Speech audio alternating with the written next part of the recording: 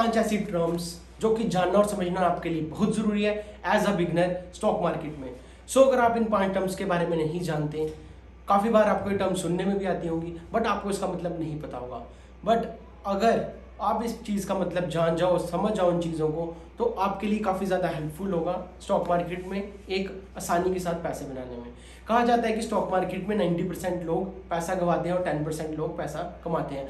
But अगर आप 5% अगर आप 5 टर्म्स ये समझ जाएंगे तो आप भी उन 10% लोगों की कैटेगरी में आ सकते हैं जो कि स्टॉक मार्केट से पैसा बनाते हैं। तो चलिए इस वीडियो को स्टार्ट करते हैं। वीडियो को स्टार्ट करने से पहले मैं आपको बता दूं कि वीडियो ज़्यादा लंबी नहीं होगी, 8 से 10 मिनट की होगी।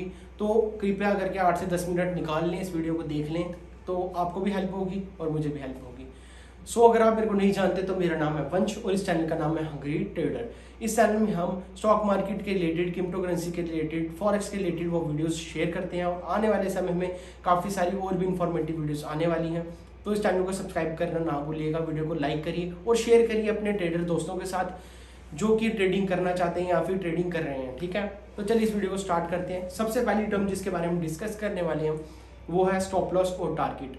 जब भी हम स्टॉक मार्केट में एंटर होते हैं तो हम सोचते हैं कि हम शेयर खरीदेंगे या फिर ऑप्शन में ट्रेडिंग करेंगे या फिर किसी भी कमोडिटी या फिर गोल्ड, किसी भी चीज़ के बारे में हम सोचते हैं ट्रेडिंग करने से पहले। तो माइंड में जो 2 चीज़ें आती है वो आती है स्टॉप लॉस और टारगेट, कि हमारा टारगेट क्या रहेगा। ठीक है, सबसे पहले बात करेंगे टारगेट के बारे में। ठीक है, टारगेट वो होता है कि हमने डिसाइड कर लिया पहले कि यार आज हमको 1000 रुपये बना के जानी है मार्केट से। ठीक है, फिर हम उसको डिसाइड करके शेयर्स लेते हैं, जैसे हम 10 शेयर खरीदते हैं। ठीक है, अगर हमारा टारगेट है 1000 का तो हम 10 शेयर खरीदते हैं और इंटू 100 मतलब हमें 100 पॉइंट कैप्चर करनी है, तो 100 पॉइंट का हमारा टारगेट रहेगा। ठीक है, ऐसे चलती है मार्केट की गेम कि जब भी आपने एंट्री करनी है ना किसी भी स्टॉक को आपने बाई करना है तो आपको पता होना चाहिए कि आपने कब एग्जिट करना है, क्योंकि एंट्री और एग्जिट ही मेन चीज़ें हैं जो कि अगर आपको पता चल जाएंगी तो आप स्टॉक मार्केट में अच्छे पैसे बना सकते हो। ठीक है, तो क्या होता है कि काफ़ी सारे ट्रेडर्स जब एंटर करते हैं तो उनको पता नहीं होता कि कहाँ पे एग्जिट करना है, कहाँ पे एंट्री करनी है। तो गाइस, एंट्री और एग्जिट करना तो आपको सीखनी पड़ेगी और उसके रिलेटेड वीडियो भी आएगी। बट सबसे मेन इंपॉर्टेंट चीज़ है कि आपका टारगेट क्या रहेगा। ऐसा नहीं होना चाहिए कि आपका टारगेट ऐसा हो कि जो कि इम्पॉसिबल हो। ठीक है ना, कई लोग ऐसे आते हैं कि 1000 से हमारा 2000 बन जाए दिन में, जो कि पॉसिबल है बट 1%, 99% वो चीज़ फेल करेगी, 1% वो चीज़ होगी। ठीक है, तो अगर वो 1% चीज़ होगी, समझ लो कि अगर 99 कैटेगरी में आप आ गए तो आपका पैसा उड़ जाएगा। जो चीज़ सबसे ज़्यादा दिमाग में डालनी ज़रूरी है वो है टारगेट, कि आपका टारगेट क्या होना चाहिए, कैसे टारगेट को डिसाइड करते हैं। तो आपको पता होना चाहिए अगर आप 10,000 रुपये लेके आ रहे हैं तो कम से कम आप टारगेट रखो 5% दिन का, कि जैसे ही 500 रुपये आपको आएगा लैपटॉप बंद, मार्केट बंद। ठीक है, उसके बाद चाहे मार्केट ऊपर जाए चाहे मार्केट फॉल जाए। ठीक है, तो टारगेट माइंड में डालना सबसे ज़्यादा इंपॉर्टेंट है स्टॉक मार्केट में ट्रेडिंग या इन्वेस्टमेंट करने से पहले, चाहे आप इन्वेस्टमेंट कर रहे हो चाहे आप ट्रेडिंग कर रहे हो। ठीक है, उसके बाद हम करेंगे बात स्टॉप लॉस की। रिस्क मैनेजमेंट का सबसे इंपॉर्टेंट पॉइंट स्टॉप लॉस, क्योंकि जितने भी लोग मार्केट में पैसा गवाते हैं ना वो गवाते हैं स्टॉप लॉस को लगाए बिना या फिर गलत स्टॉप लॉस लगा के।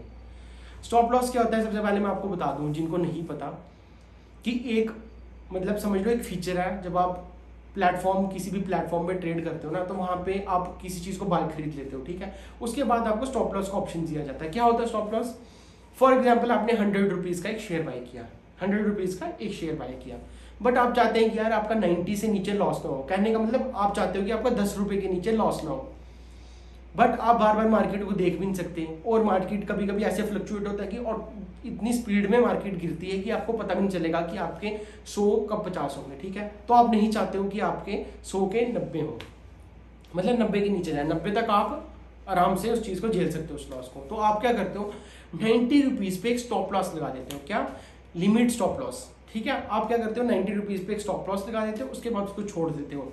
क्या होता है कि मार्केट जब 100 पे ट्रेड कर रही थी, जब भी वो शेयर 100 पे था, अब वो शेयर 101 पे गया, 102 पे गया, बट वहाँ से रिवर्स होके वो 95, 94, 93, 92, 91 और जैसे ही वो 90 पे आता है वैसे ही मार्केट ऑटोमेटिकली आपका सौदा काट देती है। उससे क्या होता है कि आपको हेल्प होती है कि आपका लॉस ज़्यादा ना हो जाए कहीं। ठीक है ना, क्योंकि अभी तो ये जो 100 वाली बात कर रहा हूँ ना, काफ़ी आपको लग रहा होगा ये 100 रुपये, 10 रुपये क्या, 10 रुपये क्या, बट जब हम लार्ज क्वांटिटी में ट्रेड करते हैं ना, लाखों की क्वांटिटी में, हज़ारों की क्वांटिटी में, तो ये 10-10 पॉइंट में बड़ा ज़्यादा मायने रखता है। तो तब हमें सीखना पड़ता है कि हमें राइट स्टॉप लॉस कैसे लगाना है और स्टॉप लॉस को किस तरीके से लगाया जाए, और हमेशा हमें स्टॉप लॉस यूज़ करना है चाहे कुछ भी हो।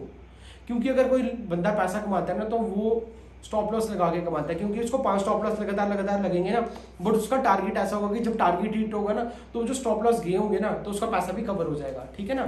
तो ये रिस्क मैनेजमेंट का सबसे इंपॉर्टेंट पार्ट है। कहा जाता है कि अगर आपको मतलब कि जैसे फॉर एग्जांपल कई लोगों का एक्सीडेंट होता है तो उनका अंगूठा काटना पड़ता है, वैसे एक ना स्टॉप लॉस है, अगर हमें अंगूठा नहीं काटा ना और अगर हमने वहाँ पे कट नहीं लगाया तो हमें पैर काटना पड़ेगा, फिर टांग काटनी पड़ेगी, या फिर खत्म, ठीक है। इसीलिए स्टॉप लॉस भी उसी तरीके से है। अगर आप उसको अंगूठा छोटा स्टॉप लॉस नहीं लगाओगे ना, तो आपको टांग देनी पड़ेगी। अगर आप टांग भी नहीं दोगे ना, तो फिर आपको अपना आधा शेयर देना पड़ेगा। अगर आप आधा भी नहीं दोगे तो खत्म। ये चीज़ है स्टॉप लॉस की, ठीक है। तो 2 इंपॉर्टेंट टर्म्स हमने डिस्कस कर लिए हैं, स्टॉप लॉस और टारगेट। माइंड में इन चीज़ों को ना हमेशा याद रखना। सो अब ना मैं आपको एक चीज़ बताने वाला हूँ जो कि सबसे ज़्यादा इंपॉर्टेंट है। कोई भी मतलब आपको बताएगा नहीं इतनी ज़्यादा सिंप्लिसिटी के साथ, तो मैं आपको आराम से समझा देता हूँ, ठीक है। तो क्या होता है कि ना यार 5 चीज़ें होती है मार्केट में। एक होता है बिग प्रॉफिट, एक होता है स्मॉल प्रॉफिट, एक होता है वो दिन जिस दिन हमें ट्रेड नहीं मिलता है या हम कहीं बिजी होते हैं, और एक होता है स्मॉल लॉस, और एक होता है बिग लॉस, ठीक है। स्टॉप लॉस लगाओगे तो क्या बचेगा आपका? बिग लॉस, मतलब बिग लॉस को कट। उसके बाद क्या बचा पीछे? उसके बाद बचा हमारा स्मॉल लॉस, जो कि होना ही होना है। मतलब स्टॉप लॉस लगेंगे तो स्मॉल लॉस आपका होगा ही होगा। उसके बाद क्या क्या बचा? एक तो हो गया कि न्यूट्रल, वो उसको काट दो। पीछे बचा स्मॉल प्रॉफिट और बिग प्रॉफिट। क्या होता है कि स्मॉल प्रॉफिट होगा और स्मॉल लॉस भी होगा, जो कि स्टॉप लॉस लगेंगे, वो हो गया मतलब कि प्लस माइनस माइनस, इसको उड़ा दो। पीछे क्या बचा? Big profit.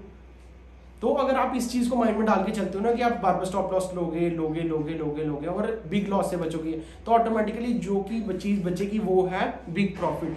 तो कभी भी आप लॉस में नहीं जाओगे। तो ये चीज़ हमेशा माइंड में याद रखना, और कहीं नोटबुक पेन से लेके लिख दो कि ये चीज़ें कि हमें कभी भी बिग लॉस नहीं करना है, अवॉइड करना है इस चीज़ों को।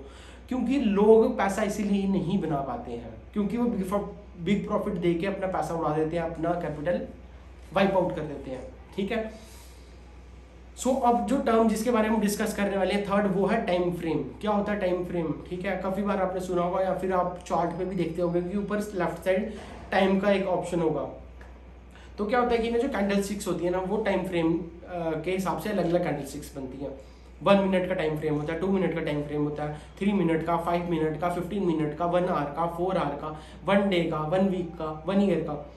सो डिपेंड करता है आप इन्वेस्टमेंट कर रहे हो या फिर आप ट्रेडिंग कर रहे हो, ठीक है। ट्रेडिंग के लिए जो टाइम फ्रेम्स यूज होते हैं वो है 5 मिनट, 15 मिनट। अगर आप स्कैल्पिंग कर रहे हो तो 1 मिनट, 2 मिनट पे आप कर सकते हो। बट अगर आप स्विंग ट्रेड कर रहे हो, मतलब 15 या 15 से ज़्यादा दिन के लिए आप स्टॉक पे इन्वेस्ट कर रहे हो, तो उसके लिए आप यूज़ कर सकते हो 1 आवर, 4 आवर, इस तरीके का टाइम फ्रेम। बट अगर आप लॉन्ग टर्म इन्वेस्टमेंट करते हो ना, तो आपको 1 डे 1 वीक का मतलब लगाना पड़ता है चार्ट पर टाइम फ्रेम, ठीक है। तो इस तरीके से देख लिया होगा आपने चार्ट पे कि टाइम फ्रेम कहाँ पे दिखता है और किस तरीके से आप उसको चेंज कर सकते हो। और जब आप आगे आगे बढ़ते जाओगे ना, मतलब सीखते जाओगे चीज़ों को, तो आपको पता चलेगा कि टाइम फ्रेम कितने ज़्यादा इंपॉर्टेंट है। कैसे कैसे आप अलग अलग टाइम फ्रेम्स को लगा के मार्केट को एनालाइज करके अच्छे ट्रेड ले सकते हो, क्वालिटी ट्रेड ले सकते हो और अच्छा पैसा बना सकते हो। तो बात होगी टाइम फ्रेम्स की। अब चलते हैं नेक्स्ट अपनी पॉइंट पे, वो है इंडिकेटर्स। क्या इंडिकेटर्स का ना अभी काफ़ी ज़्यादा मतलब कि हाइप बनी हुई है इंडिकेटर्स की 2021 के बाद, ठीक है ना। तो ऐसे तो मैं रिकमेंड नहीं करूँगा आपको कि इंडिकेटर्स यूज़ करके आप ट्रेड करो, क्योंकि इंडिकेटर्स क्या होते हैं कि जब प्राइस मोमेंटम करता है ना, उसके हिसाब से अलग अलग इंडिकेटर होते हैं। फिबोनाची रिट्रेसमेंट, उसके बाद MACD, फिर उसके बाद सुपर ट्रेंड, फिर उसका इग्नोमोको क्लाउड, फिर उसके बहुत सारे ऐसे इंडिकेटर्स हैं जिसको लोग यूज़ करके मतलब कि ट्रेड प्लेस करते हैं अपना, ठीक है ना। तो इंडिकेटर क्या करता है कि जब प्राइस अपना मूवमेंट बताता है ना, तो इंडिकेटर एक मैथमेटिकल रिप्रेजेंटेशन के हिसाब से एक चीज़ बनाई गई हुई है जिसको हम प्लेस करते हैं। जैसे हम सुपर ट्रेंड लगा देते हैं तो वहाँ पे क्रॉस ओवर होता है तो हम वहाँ पे बाय करते हैं। जब मतलब कि नीचे शो करता है, क्रॉस ओवर नहीं सॉरी, जब ग्रीन शो करता है तो हम बाय करते हैं, रेड शो करता है तो हम सेल कर देते हैं, ठीक है ना। तो ऐसे इंडिकेटर होते हैं, तो इनको भी सीखना पड़ता है किस तरीके से इंडिकेटर लगाते हैं, कौन सा अच्छा इंडिकेटर है, कैसे उसके इनपुट आउटपुट चेंज करके आप इंडिकेटर को अच्छे वे में यूज़ कर सकते हो। बट मैं रिकमेंड नहीं करूँगा आपको कि इंडिकेटर यूज़ करो, उससे बेस्ट है प्राइस एक्शन। आप इंडिकेटर जैसे मूविंग एवरेज लगा लो, काफ़ी ज़्यादा वो है, फिर वीवैप लगा लो, काफ़ी मतलब कि अच्छा उसका भी रिजल्ट आता है। सुपर ट्रेंड भी अगर आप अच्छे से यूज़ कर रहे हो तो वो आपके ऊपर डिपेंड करता है यार कि आप किस तरीके से पैसा कमा रहे हो। हर बंदे के लिए अलग अलग एज है उसके, कि वो कोई बंदे के लिए सुपर ट्रेंड अच्छे से काम करेगा, किसी के लिए नहीं करेगा। क्या होता है कि ना अपनी अपनी होती है, जब हम मार्केट में जाते हैं ना तो हम बहुत सारी चीज़ें सीखते हैं, बट जो चीज़ हमारे लिए काम करती है हमें उसी के साथ स्टिक रहना होता है। तो अगर आपको इंडिकेटर काम करते हैं आपके लिए तो आप इंडिकेटर लगा के ट्रेड कर सकते हो। सो ये था कुछ इंडिकेटर के बारे में, और आपने स्क्रीन पे देख भी लिया होगा कि किस तरीके से इंडिकेटर लगते हैं, ठीक है ना। तो देखो सबसे ज़्यादा जिनके बारे में बात होती है इंडिकेटर्स, वो है फिबोनाची रिट्रेसमेंट, काफ़ी ज़्यादा अच्छा इंडिकेटर आप यूज़ कर सकते हो। उसके बाद सुपर ट्रेंड, अच्छा इग्नोमोको क्लाउड, MACD, ठीक है ना। अगर आपको इन किसी भी इंडिकेटर के ऊपर वीडियो चाहिए एक पर्टिकुलर, तो कमेंट सेक्शन में मेरे को बता दो, इसके ऊपर मैं वीडियो लेकर आऊँगा, ठीक है। तो 4 पॉइंट्स हमने डिस्कस कर दिए। लास्ट पॉइंट जो कि सबसे इंपॉर्टेंट पॉइंट है उसके बारे में डिस्कस करेंगे, वो है साइकोलॉजी। क्या होती है साइकोलॉजी और किस तरीके से आप साइकोलॉजी को अच्छा कर सकते हो। सो इमोशंस के रिलेटेड कुछ साइकोलॉजी हमारी जुड़ी है जो कि हम माइंड से काम करते हैं, उसको कहा जाता है साइकोलॉजी, ठीक है। जब भी हम ट्रेड प्लेस करते हैं ना तो हमारे को इमोशन ट्रिगर होते हैं, हमें प्रॉफिट दिख रहा होता है 2000 का, तो हम क्या करते हैं कि सोचते हैं यार थोड़ा और थोड़ा और थोड़ा और थोड़ा और, क्या होता है वो उल्टा पड़ जाता है। तो उस टाइम जो चीज़ सबसे ज़्यादा काम आती है ना, हमें पेशेंस या फिर हमें अच्छा एक क्या बोलते हैं डिसीजन लेने के लिए, वो है साइकोलॉजी। अगर आपकी साइकोलॉजी एज अ ट्रेडिंग अच्छी होगी तो आप अच्छे ट्रेड ले सकोगे, आप अच्छी जगह एग्जिट कर सकोगे, मतलब कि अच्छे से ट्रेड कर सकोगे मार्केट में, ठीक है। तो साइकोलॉजी को इम्प्रूव करने के लिए जो कि बेस्ट तरीका है वो है मेडिटेशन। अगर आप मेडिटेशन करोगे तो आपका माइंड काम रहेगा, स्ट्रेस फ्री रहोगे, और ट्रेडिंग के टाइम जो सबसे ज़्यादा इंपॉर्टेंट चीज़ है वो ये है कि आपको स्ट्रेस फ्री रहना पड़ेगा। नहीं तो आप एंगर में आ जाओगे, मार्केट से रिवेंज लेने के लिए आप और क्वांटिटी बढ़ा लोगे। जब आप आगे लॉस हो रहा है आपको और आपने और क्वांटिटी बढ़ा दी तो आपको फिर डबल लॉस हो जाता है। फिर ऐसे ना बंदा काफ़ी ज़्यादा फ्रस्ट्रेट हो जाता है और वो ट्रेडिंग फिर मतलब उसे की नहीं जाती है, तो वो रिवेंज करते करते वो सारा पैसा उड़ा देता है, ठीक है ना। तो साइकोलॉजी काफ़ी ज़्यादा इंपॉर्टेंट है, और आपको साइकोलॉजी को अच्छा करना, साइकोलॉजी इंप्रूव करना मतलब आपको काफ़ी ज़्यादा ज़रूरी है। इन टॉपिक्स पे भी ना मैं 10-10, 15-15 मिनट की वीडियो बनाऊंगा, क्योंकि ये टॉपिक बहुत ज़्यादा इंपॉर्टेंट है एज अ ट्रेडर, ठीक है ना। तो आपको भी ये सारी चीज़ें सीखनी होगी, स्टॉप लॉस टारगेट कैसे लगाना है, फिर टाइम फ्रेम्स क्या होते हैं, इंडिकेटर्स क्या होते हैं, और उसके बाद साइकोलॉजी, ठीक है। साइकोलॉजी को इम्प्रूव करने के लिए मेडिटेशन के ऊपर भी वीडियोस आएंगी। अगर आप अभी भी मेडिटेशन कर रहे हो, अगर आप चाहते हो कि गाइडेड मेडिटेशन, तो कमेंट सेक्शन में बता दो, हम एक प्लेलिस्ट बनाएंगे मेडिटेशन के ऊपर कि ट्रेडर्स के लिए किस तरीके से मेडिटेशन होना चाहिए और कौन सा मेडिटेशन करें ट्रेडर्स, तो ठीक है। तो ये थी कुछ आज की वीडियो, होप करता हूँ आपको वीडियो अच्छी लगी हो, और अगर आपको वीडियो अच्छी लगी हो तो वीडियो को लाइक करो, उसी तरीके से पहले बताया था कि सब्सक्राइब कर दो, दोस्तों के साथ शेयर कर दो। तो चलो इस वीडियो को ख़त्म करते हैं। जय श्री राम।